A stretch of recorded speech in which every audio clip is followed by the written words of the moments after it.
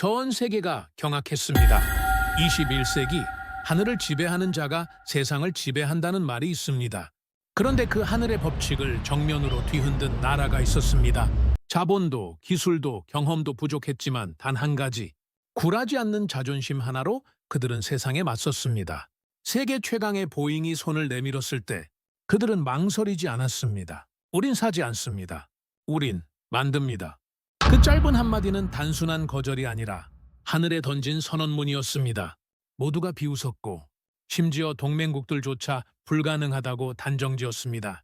하지만 10년 후 그들이 만들어낸 비행기가 구름을 찢고 올라가는 순간 세상은 숨을 멈췄습니다.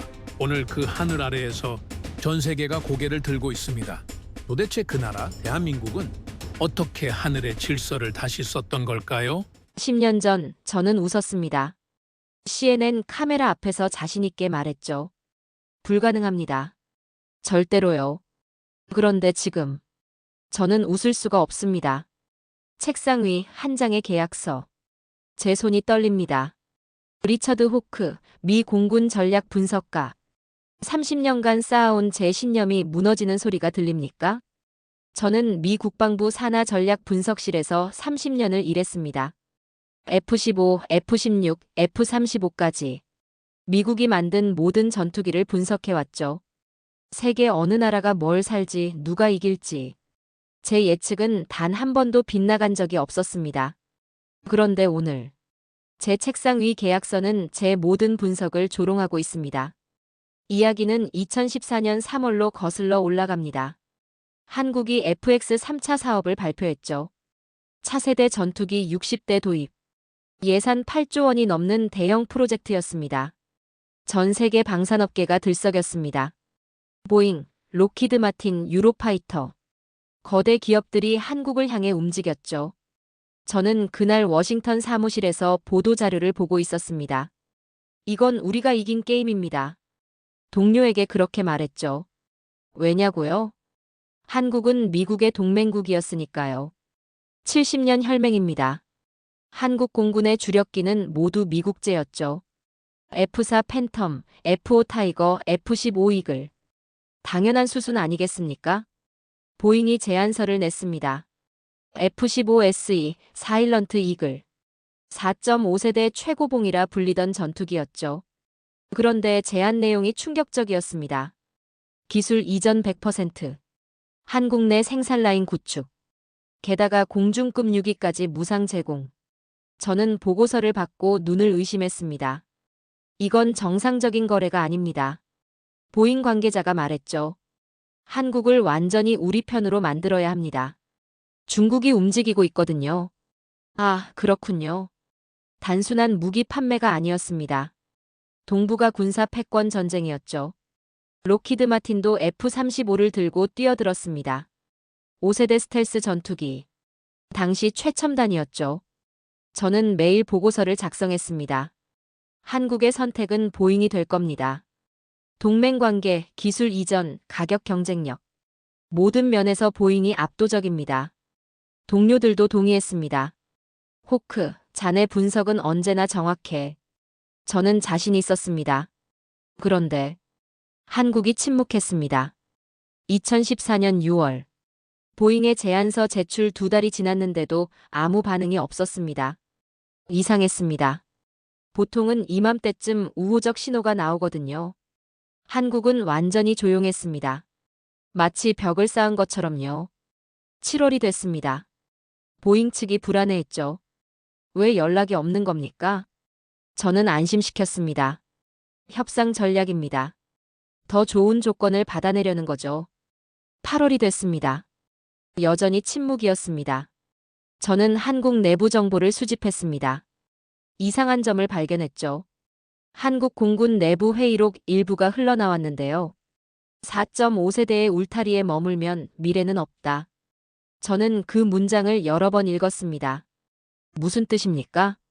보잉의 제안이 불만족스럽다는 건가요? 9월 24일. 그날이 왔습니다. 한국 국방부가 발표했습니다. FX 3차 사업, 우선 협상 대상자 선정 무산. 보잉 F-15 SE, 사업 요구 조건 미충족. 저는 모니터 앞에서 얼어붙었습니다. 탈락? 보잉이 탈락했다고요? 전화기가 미친 듯이 울렸습니다. 모두가 저에게 물었죠. 도대체 어떻게 된 겁니까? 저는 대답할 수 없었습니다. 이해할 수 없었으니까요. CNN이 긴급 인터뷰를 요청했습니다. 한국의 결정을 어떻게 보십니까? 저는 말했습니다. 이해할 수 없는 결정입니다. 보잉의 제안은 전례 없는 조건이었습니다. 한국은 지금 큰 실수를 했습니다. 방송이 끝나고 돌아온 사무실. 저는 혼자 중얼거렸습니다. 한국은 미쳤다. 그런데 제 책상 위에 새로운 보고서가 놓여 있었습니다. 미 국방부 정보요원이 수집한 문서였죠. KF-X 한국형 차세대 전투기 프로젝트. 저는 그 문서를 집어들었습니다. 손이 떨렸습니다. 자체 개발? 한국이 전투기를 만든다고? 저는 웃음이 나왔습니다. 불가능합니다. 절대로요. 그날 밤, 저는 그 문서를 쓰레기통에 버렸습니다. 10년 후, 저는 그 문서를 다시 꺼내게 됩니다. 쓰레기통이 아닌 역사의 기록 보관소에서 말입니다. 한국은 실수를 했다. 2014년 10월, 저는 워싱턴 국제방산포럼에 참석했습니다. 세계 각국 전문가들이 모인 자리였죠. 주제는 하나였습니다. 한국의 보잉 거절. 이해할 수 없는 결정이다. 영국 국방분석가가 말했습니다. 자살골이다. 독일 전문가가 고개를 저었죠. 저도 동의했습니다. 한국은 곧 후회할 겁니다. 회의장은 조롱으로 가득했습니다. 그런데 저는 이상한 느낌을 받았습니다. 회의가 끝나고 숙소로 돌아왔습니다. 저는 노트북을 켰죠. 한국의 결정을 다시 분석하기 시작했습니다. F-15SE와 F-35의 데이터를 비교했습니다. 구매 가격, 유지비, 성능, 교체 주기. 모든 수치를 엑셀에 입력했죠. 새벽 2시가 됐습니다. 저는 화면을 응시했습니다. 이상합니다.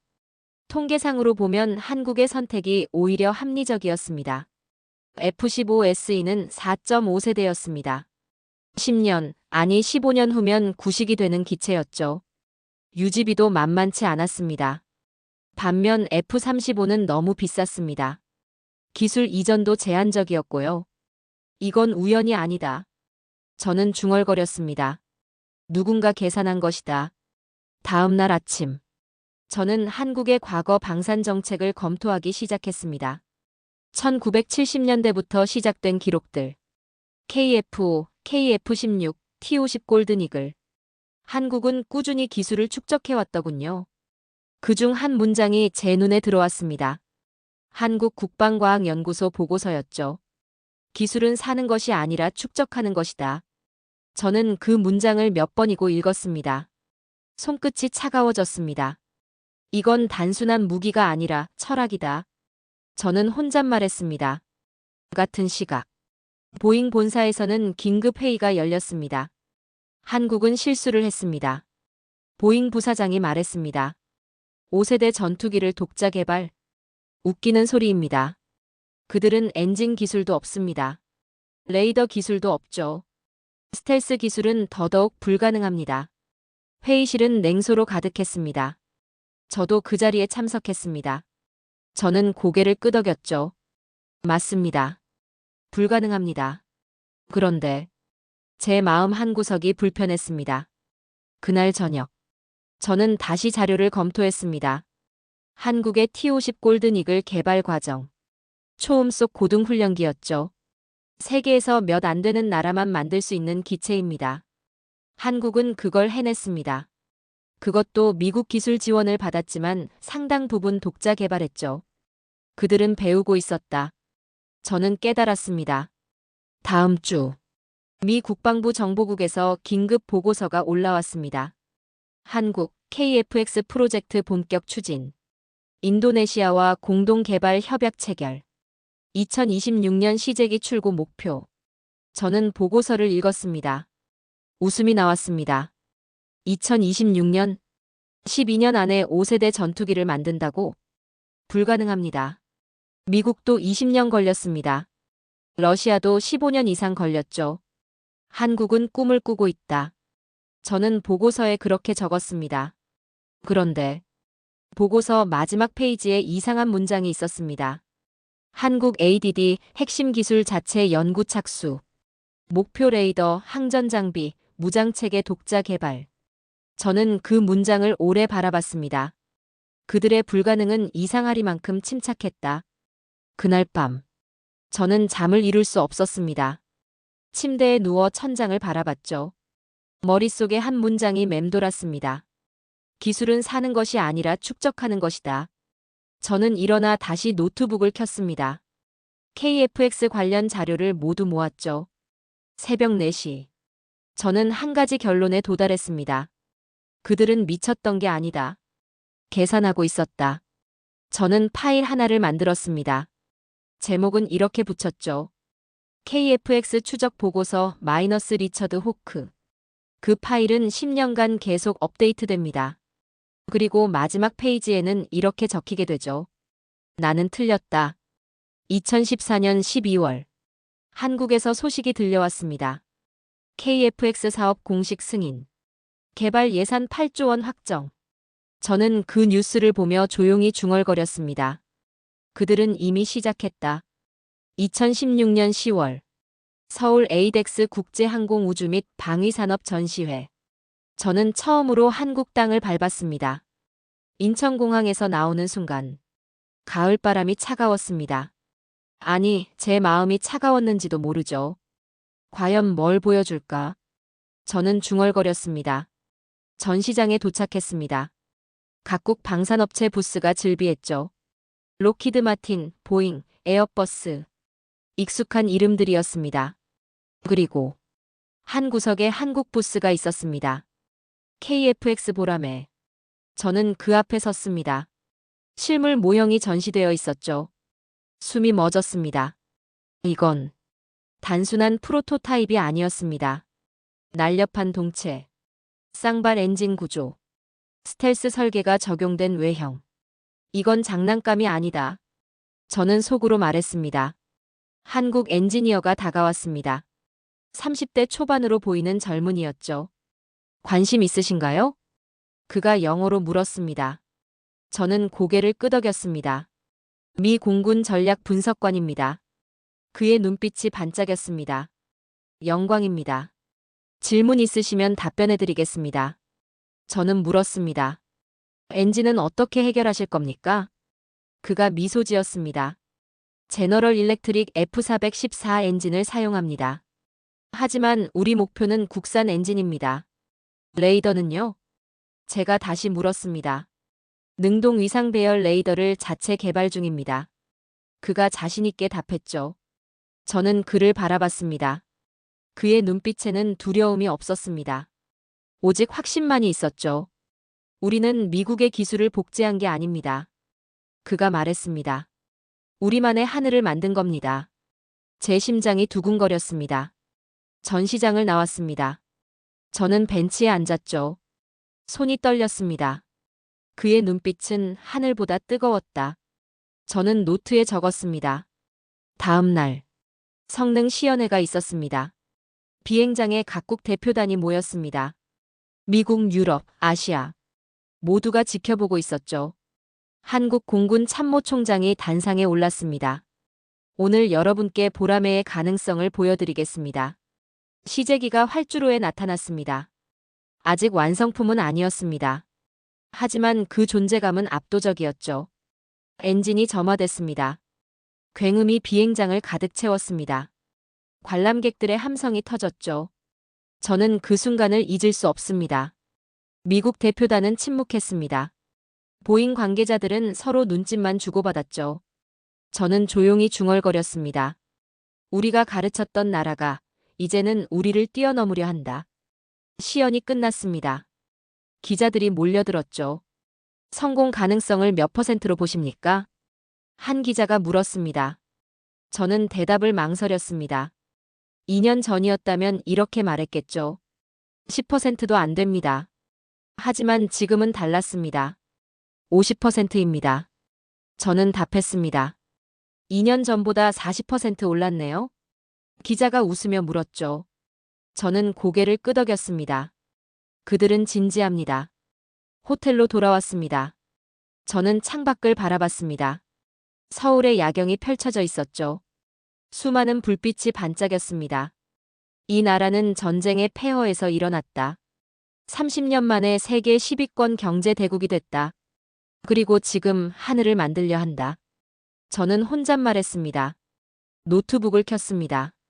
보고서를 작성하기 시작했죠. KFX 보람의 현장 분석 보고서. 타이핑을 하던 제 손이 멈췄습니다. 문장 하나가 머릿속에 떠올랐죠. 이건 단순한 전투기가 아니다. 한 세대의 자존심이 실린 하늘이다. 저는 그 문장을 지우지 않았습니다. 보고서 첫 페이지에 그대로 남겼죠. 다음 날 아침, 저는 인천공항으로 향했습니다. 비행기에 올랐습니다. 이륙하는 순간 창밖을 바라봤죠. 서울이 점점 멀어졌습니다. 나는 그동안 기술을 봤지만 오늘은 국가의 의지를 봤다. 저는 눈을 감았습니다. 귀국 후 일주일. 제 보고서는 국방부 고위층까지 올라갔습니다. 호크, 자네 생각이 바뀌었나? 상관이 물었습니다. 저는 대답했습니다. 예. 그들은 해낼 수 있습니다. 근거는? 저는 잠시 침묵했습니다. 그리고 말했죠. 그들의 눈빛입니다. 상관이 웃었습니다. 눈빛으로 전투기를 만드나? 저는 진지하게 답했습니다. 네. 만듭니다. 2018년 4월. 워싱턴 제 사무실로 긴급 보고서가 도착했습니다. KFX 개발 중단 위기. 저는 보고서를 펼쳤습니다. 손이 떨렸습니다. 한국이 핵심 기술 이전을 거부당했다는 내용이었죠. 미국이 거부했습니다. 레이더 기술, 적외선 탐색 추적 장비. 모두 이전 불가 판정을 받았습니다. 결국 이렇게 되는군. 저는 중얼거렸습니다. 같은 날 오후. 보잉 본사에서 회의가 열렸습니다. 저도 참석했죠. 한국의 KFX 사실상 좌초.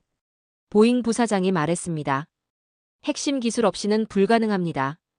우리 예상대로입니다. 회의실에 웃음이 번졌습니다. 그들은 10년 안에 포기할 겁니다. 누군가 말했습니다. 저는 입을 다물고 있었습니다. 동의할 수 없었으니까요. 호크, 자네 생각은? 상관이 물었습니다. 저는 대답했습니다. 지켜봐야 합니다. 뭘 지켜봐? 기술도 없는데? 저는 침묵했습니다. 회의가 끝났습니다. 저는 사무실로 돌아왔죠. 한국 뉴스를 검색했습니다. KFX 예산 삭감 논란. 야당, 세금 낭비 주장. 전문가들, 실패 가능성 80%. 한국 내부도 흔들리고 있었습니다. 저는 데이터를 분석하기 시작했습니다. 개발 일정, 예산 집행률, 기술 진척도. 모든 지표가 부정적이었죠. 실패율 높음. 포기율. 저는 타이핑하던 손을 멈췄습니다. 포기율 0%. 이상하다. 저는 화면을 응시했습니다. 실패는 많았습니다. 하지만 단 한 번도 포기하지 않았더군요. 왜? 저는 혼잣말했습니다. 다음 날. 미 국방부 정보국에서 영상 하나가 전송됐습니다. 한국 비밀 테스트 영상. 저는 재생 버튼을 눌렀습니다. 시제기가 활주로를 달렸습니다. 이륙했죠. 그런데 순간 날개가 흔들렸습니다. 안 돼. 저는 중얼거렸습니다. 기체가 기울었습니다. 추락 직전이었죠. 그런데 조종사가 기술을 세웠습니다. 간신히, 아슬아슬하게. 비행기가 착륙했습니다. 영상이 끝났습니다. 저는 숨을 멈췄습니다. 저건 기술이 아니라 의지다. 제 목소리가 떨렸습니다. 그날 밤, 저는 잠을 이룰 수 없었습니다. 침대에 누워 계속 생각했죠. 저 조종사의 손끝이 나라를 붙잡고 있었다. 다음 주, 보잉 회의가 또 열렸습니다. 한국 여전히 진행 중. 하지만 곧 포기할 겁니다. 임원들이 말했습니다. 보람에 그냥 비싼 장난감이지. 저는 참을 수 없었습니다. 아닙니다. 제가 말했습니다. 회의실이 조용해졌습니다. 저 장난감이 곧 당신들의 악몽이 될 수도 있습니다. 상관이 웃었습니다. 호크, 자네 한국에 홀렸나? 저는 대답하지 않았습니다. 회의가 끝나고 저는 화장실로 갔습니다. 거울을 봤죠. 제 얼굴이 낯설었습니다. 나는 누구 편인가? 저는 스스로에게 물었습니다. 미국인입니다. 30년간 미국을 위해 일했습니다. 하지만 그들은 기술이 없었다. 하지만 포기하지도 않았다. 저는 중얼거렸습니다. 사무실로 돌아왔습니다. 보고서를 작성하기 시작했죠. KFX 프로젝트 위기 분석. 타이핑하던 손이 멈췄습니다. 마지막 문장. 저는 오래 고민했습니다. 그리고 적었습니다. 그들은 불가능을 문제로 보지 않는다. 단지 과정으로 본다. 저는 그 문장을 지우지 않았습니다. 보고서를 제출했습니다. 일주일 후 상관이 불렀습니다.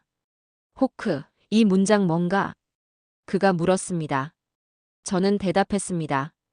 제 분석입니다. 분석? 이건 감상문이야. 저는 침묵했습니다. 자네 객관성을 잃었어. 상관이 말했습니다. 저는 고개를 들었습니다. 아닙니다. 저는 처음으로 객관적입니다. 상관이 한숨을 쉬었습니다. 알았네. 계속 지켜보게. 저는 사무실로 돌아왔습니다. 창밖을 바라봤죠. 워싱턴의 하늘이 보였습니다. 나는 처음으로 불가능이라는 단어가 의미를 잃는 걸 보았다. 저는 노트에 적었습니다. 2018년 12월. 한국에서 소식이 들려왔습니다. KFX 체계 개발 단계 돌입. 2021년 시제기 출고 목표. 저는 그 뉴스를 보며 미소 지었습니다. 보라매는 아직 날지 않았지만 이미 승리하고 있었다. 저는 중얼거렸습니다. 2021년 7월 9일. 새벽 4시. 저는 잠에서 깼습니다. 오늘이 그날입니다. KF21 시제기 출고식. 저는 노트북을 켰습니다. 한국 사천 공장의 생중계를 기다렸죠. 커피를 내렸습니다. 손이 떨렸습니다. 과연 해냈을까? 저는 중얼거렸습니다. 오전 7시. 한국 시간으로 저녁 8시. 생중계가 시작됐습니다. 공장 경납고 문이 열렸습니다. 천천히. 그리고 보라매가 모습을 드러냈습니다. 저는 숨을 멈췄습니다. 회색 도장. 날렵한 기체. 쌍발 엔진. 이건 말문이 막혔습니다. 단순한 시제기가 아니었습니다. 완성품이었죠. 한국 대통령이 단상에 올랐습니다. 오늘 우리는 역사를 만들었습니다. 그의 목소리가 떨렸습니다. 70년 전 우리는 아무것도 없었습니다. 하지만 오늘 우리는 하늘을 만들었습니다. 박수가 터졌습니다. 저는 화면 앞에서 박수를 쳤습니다. 혼자서. 워싱턴 제 사무실에서. 나는 화면 앞에서 박수를 쳤다. 저는 중얼거렸습니다. 연구진이 무대에 올랐습니다. 엔지니어들, 조종사들, 과학자들. 그들의 얼굴에는 눈물이 흘렀습니다. 저는 그들의 눈빛을 봤습니다. 10년의 시간이 보였죠. 그 불꽃은 단순한 점화가 아니었다. 그것은 역사였다. 저는 노트에 적었습니다. 생중계가 끝났습니다. 저는 자리에서 일어났습니다. 창밖을 바라봤죠. 워싱턴의 새벽이 밝아오고 있었습니다. 그들은 해냈다. 제 목소리가 떨렸습니다. 몇 시간 후. 국제 언론이 움직이기 시작했습니다.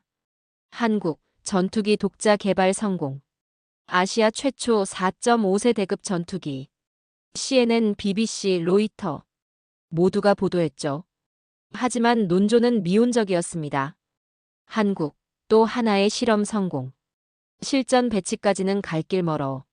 저는 기사를 읽으며 화가 났습니다. 이건 실험이 아니다. 선언이다. 저는 중얼거렸습니다. 오후. 보잉 본사에서 긴급회의 소집 통보가 왔습니다. 화상회의였죠. 한국의 KF-21 출고. 우리 입장은? 임원이 물었습니다. 아직 시제기일 뿐입니다. 누군가 답했습니다. 비행 테스트도 안 됐고요. 양산까지는 최소 5년. 저는 듣고만 있었습니다. 호크, 자네 분석은? 저는 카메라를 켰습니다. 그들은 해냈습니다. 회의실이 조용해졌습니다. 시제기 출고는 시작일 뿐입니다. 비행 테스트가 관건이죠. 저는 계속 말했습니다. 하지만 제가 본 그들의 눈빛은 이미 성공을 확신하고 있었습니다. 눈빛으로 또 판단하나? 누군가 비웃었습니다. 저는 대답하지 않았습니다. 회의가 끝났습니다. 저는 보고서를 작성하기 시작했습니다. KF-21 시제기 출고 분석. 타이핑하던 손이 멈췄습니다. 한 문장이 떠올랐죠. 그들의 눈에는 두려움 대신 자존심이 있었다. 저는 그 문장을 적었습니다. 다음 날, 한국 공군 참모총장의 발언이 보도됐습니다. 우린 한 번의 성공이 아닌 한 세대의 자존심을 만들고 있다. 저는 그 문장을 읽고 또 읽었습니다. 그들의 자존심은 연료였다. 저는 중얼거렸습니다.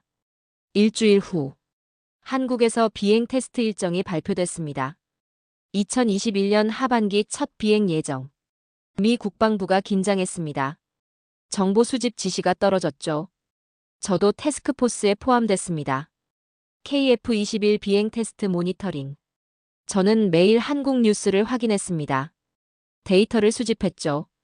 8월, 9월, 10월. 한국은 조용했습니다.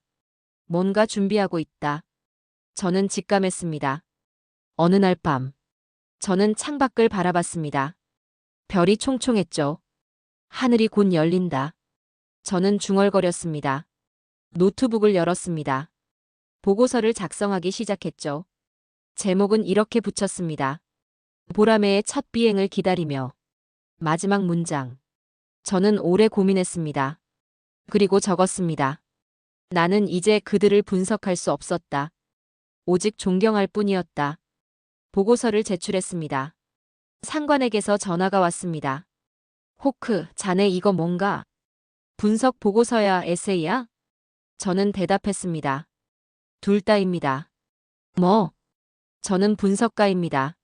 하지만 동시에 증인이기도 합니다. 침묵이 흘렀습니다. 알았네. 상관이 한숨 쉬었습니다. 계속 지켜보게. 전화가 끊겼습니다. 저는 창밖을 바라봤습니다. 보라매의 첫 불꽃이 타오르던 그날, 세계는 잠들어 있었다. 저는 노트에 적었습니다. 그리고 기다렸습니다. 그날을 말입니다. 2021년 7월 19일. 그날이 왔습니다. 저는 새벽부터 노트북 앞에 앉아 있었습니다. 한국 사천 비행장 생중계. 커피를 마셨습니다. 손이 떨렸죠. 오늘이다. 저는 중얼거렸습니다. 화면 속 하늘은 흐렸습니다. 구름이 낮게 깔려 있었죠. 비행하기 좋은 날씨는 아니었습니다. 괜찮을까? 저는 불안했습니다. 오전 3시 30분. 한국 시간 오후 4시 30분. 활주로에 보라매가 나타났습니다. 저는 숨을 멈췄습니다. 회색 기체. 태극마크. 1번. 나는 지금 한국가의 심장을 지켜보고 있었다. 저는 중얼거렸습니다. 조종사가 탑승했습니다. 캐노피가 닫혔죠. 엔진 시동. 굉음이 들렸습니다. 화면 너머로도 느껴지는 진동. 제발. 저는 기도했습니다. 활주로를 달리기 시작했습니다. 속도가 붙었습니다. 150노트, 180노트, 200노트. 기수가 들렸습니다. 올라간다. 제가 소리쳤습니다. 바퀴가 지면을 떠났습니다. 그 순간 보라매가 하늘로 솟아올랐습니다. 저는 자리에서 벌떡 일어났습니다. 그들은 해냈다. 제 목소리가 떨렸습니다. 화면 속 통제실에서 환호가 터졌습니다. 연구진이 껴안았습니다. 엔지니어들이 울었죠. 저도 울고 있었습니다. 워싱턴 제 사무실에서 15분간의 비행이었습니다. 보라매는 안정적으로 날았습니다. 선회했죠. 그리고 착륙했습니다. 완벽했습니다. 생중계가 끝났습니다. 저는 한참을 그 자리에 서 있었습니다. 그들이 해냈다. 계속 중얼거렸습니다. 몇 시간 후, 전 세계 언론이 움직였습니다. 한국 KF-21 첫 비행 성공. 독자 개발 전투기 하늘로. CNN 긴급 속보였습니다. BBC도 보도했죠. 하지만 보잉, 록히드 마틴 침묵이었습니다. 공식 논평이 없었습니다. 그 침묵은 패배의 언어였다. 저는 노트에 적었습니다. 오후 미 국방부 긴급회의가 소집됐습니다. 한국의 KF-21 비행 성공. 우리 입장 정리 필요. 국장이 말했습니다. 성공적인 첫 비행입니다. 하지만 실전 배치까지는 갈 길이 멉니다. 누군가 말했습니다. 저는 손을 들었습니다. 아닙니다. 회의실이 조용해졌습니다. 저는 그 비행을 봤습니다. 단순한 테스트가 아니었습니다. 저는 계속 말했습니다. 그것은 선언이었습니다. 선언? 국장이 물었습니다. 한국은 이제 우리와 같은 반열에 올랐습니다. 침묵이 흘렀습니다. 호크, 과장 아닌가? 저는 고개를 저었습니다. 아닙니다. 그날 나는 내 조국의 오만이 무너지는 소리를 들었다. 회의실이 술렁였습니다. 무슨 소리야? 누군가 화를 냈습니다. 저는 침착하게 답했습니다. 우리는 70년간 한국을 가르쳤습니다. 하지만 이제 그들이 우리를 가르칩니다. 국장이 한숨을 쉬었습니다. 알았네, 호크. 보고서 작성하게. 회의가 끝났습니다. 저는 사무실로 돌아왔습니다. 보고서를 작성하기 시작했죠. KF-21 첫 비행 분석. 타이핑하던 손이 멈췄습니다. 한 문장이 떠올랐습니다. 나는 평생 수백 번의 이륙을 봤다. 그러나 그날의 이륙은 인류의 것이었다. 저는 그 문장을 지우지 않았습니다. 다음 날, 저는 기사를 기고했습니다. 디펜스 뉴스의 말입니다. 제목은 이랬습니다. 한국의 보람에 하늘을 정복하다. 본문 중 한 구절. 그들은 배웠다. 그리고 이제 그들은 가르친다. 기사가 실렸습니다. 반응이 뜨거웠습니다. 찬사도 있었습니다. 비난도 있었죠. 호크는 한국에 매수됐다. 누군가 댓글을 달았습니다. 저는 웃었습니다. 매수가 아닙니다. 존경입니다. 저는 답글을 달았습니다. 그날 밤, 저는 창밖을 바라봤습니다. 달이 떠 있었죠. 하늘이 열리던 그 순간 나는 내 신념이 무너지는 소리를 들었다. 저는 중얼거렸습니다. 노트북을 열었습니다. 개인 일기를 적기 시작했죠. 2021년 7월 19일. 오늘 나는 역사를 목격했다. 한 나라의 꿈이 하늘로 날아오르는 것을. 나는 더 이상 그들을 의심하지 않는다. 나는 이제 그들을 믿는다. 저장했습니다. 컴퓨터를 껐습니다. 침대에 누웠죠. 하늘 위의 깨달음. 저는 중얼거렸습니다. 그리고 잠들었습니다. 처음으로. 편안하게. 2022년 6월. 제 책상에 두꺼운 보고서가 놓였습니다. 글로벌 항공전력 평가 보고서. 제인스 디펜스 위클리. 세계에서 가장 권위 있는 방산 전문지였죠. 저는 보고서를 펼쳤습니다. 손이 떨렸습니다. 147페이지. KF-21 보람의 실전 배치 시 세계 5위권 진입 예상. 저는 그 문장을 여러 번 읽었습니다. 5위권. F-35, F-22, 수호 257, 청두 J-20. 그 다음이 보람에였습니다. 내 손이 떨렸다. 저는 중얼거렸습니다. 저는 이 보고서의 최종 검토자였습니다. 제 서명이 들어가야 발표되는 문서였죠. 내가 10년 전 그들의 실패를 예언했던 사람인데. 저는 펜을 들었습니다. 서명란을 바라봤습니다. 잠시 망설였습니다. 그리고 서명했습니다. 리처드 호크. 보고서가 발표됐습니다. 전 세계가 충격에 빠졌습니다. 한국 KF-21 세계 5위권 전투기. 미국 전문가도 인정. 각국 언론이 보도했죠. 같은 날, 미 상원 청문회가 열렸습니다. 주제는 아시아 방산 역학 변화였습니다. 저도 증인으로 출석했죠. 호크 박사. 상원 의원이 물었습니다. 어째서 한국이 이렇게 빠르게 성장했습니까?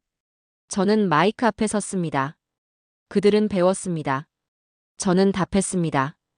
우리에게서. 그렇습니다. 그런데 왜 우리는 막지 못했습니까? 저는 잠시 침묵했습니다. 우리는 그들을 과소평가했습니다. 의원이 눈살을 찌푸렸습니다. 과소평가. 그들의 의지를 과소평가했습니다. 저는 계속 말했습니다. 기술은 배울 수 있습니다. 하지만 의지는 배울 수 없습니다. 한국은 둘 다 가지고 있었습니다. 청문회장이 조용해졌습니다. 그들은 스스로의 교만에 무너졌다. 저는 속으로 중얼거렸습니다. 청문회가 끝났습니다.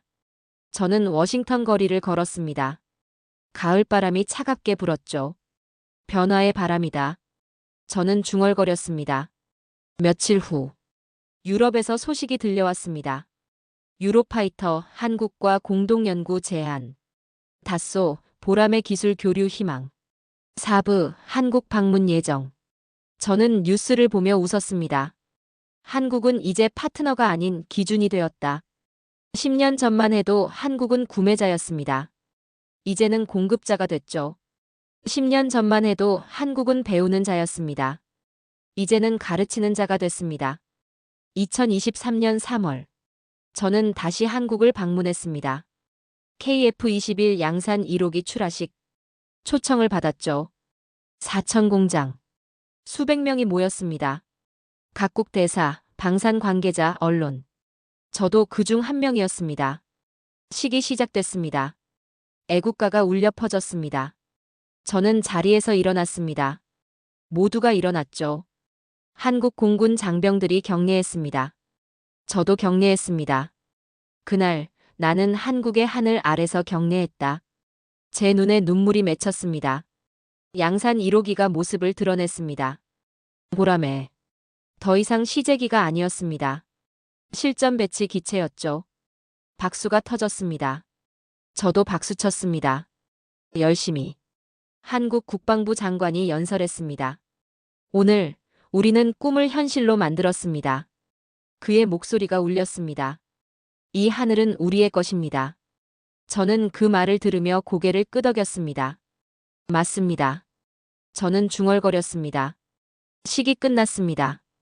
기자들이 몰려들었죠. 호크 박사님. 한 기자가 물었습니다. 10년 전 한국의 결정을 실수라 하셨는데요. 지금은 어떻게 생각하십니까? 저는 미소 지었습니다. 그건 실수가 아니었습니다. 저는 답했습니다. 그것은 선언이었습니다. 카메라 플래시가 터졌습니다. 한국은 우리를 이긴 게 아닙니다. 저는 계속 말했습니다.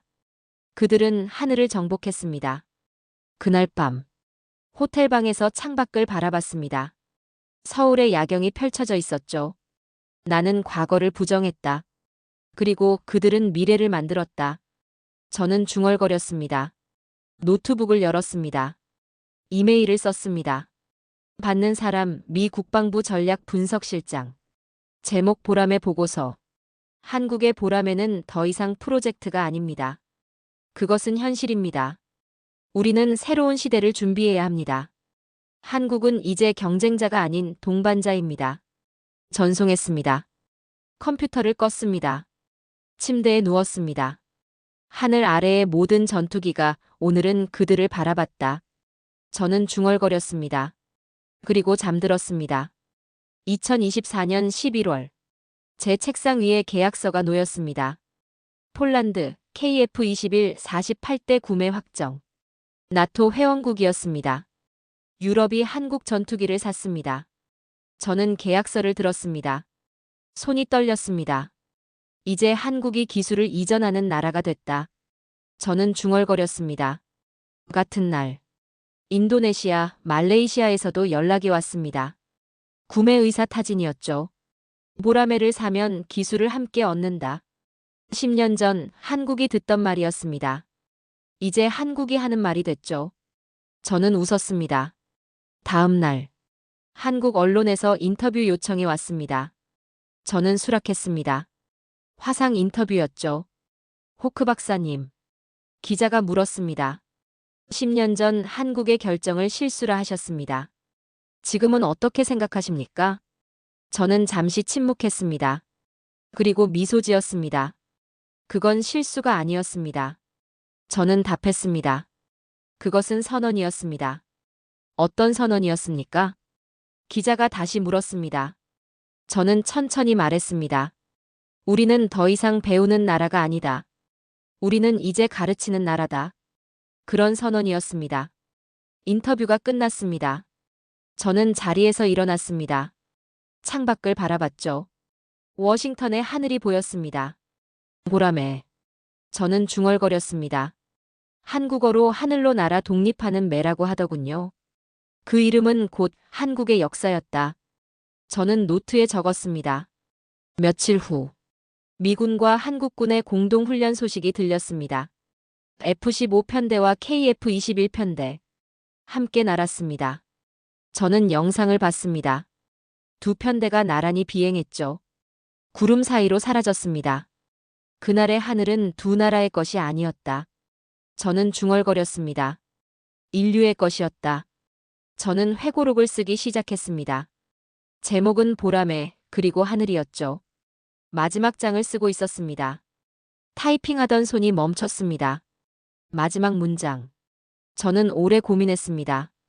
그리고 적었습니다. 나는 매라 불렸지만 진정한 하늘의 주인은 보라매였다. 저장했습니다. 책상 서랍을 열었습니다. 10년 전 제가 버렸던 문서. KFX 프로젝트 보고서. 다시 꺼냈습니다. 먼지를 털었죠. 불가능. 제가 적었던 단어였습니다. 저는 그 위에 줄을 그었습니다. 그리고 옆에 적었습니다. 가능.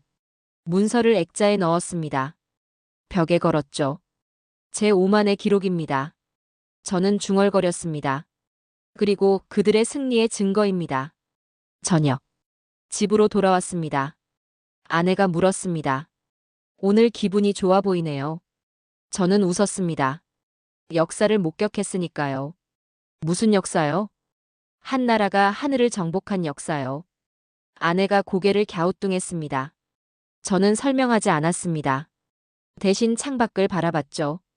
별이 빛나고 있었습니다. 그들의 비행은 경제였다. 그들의 상승은 역사였다. 저는 중얼거렸습니다. 그날 밤. 저는 일기를 썼습니다. 2024년 11월. 오늘 나는 깨달았다. 한국은 더 이상 배우는 나라가 아니다. 그들은 가르치는 나라다. 10년 전 나는 그들의 결정을 오만이라 불렀다. 하지만 오늘 나는 그것을 지혜라 부른다. 하늘은 공평하다. 준비된 자에게만 날개를 준다. 그리고 그날 하늘은 한국에게 그 날개를 내주었다. 펜을 내려놓았습니다. 일기장을 덮었죠. 침대에 누웠습니다. 보라매가 날던 그날 나는 인간의 가능성을 봤다. 저는 중얼거렸습니다. 눈을 감았습니다. 꿈속에서 보라매가 날고 있었습니다. 하늘 높이, 구름 위로. 저도 함께 날고 있었습니다.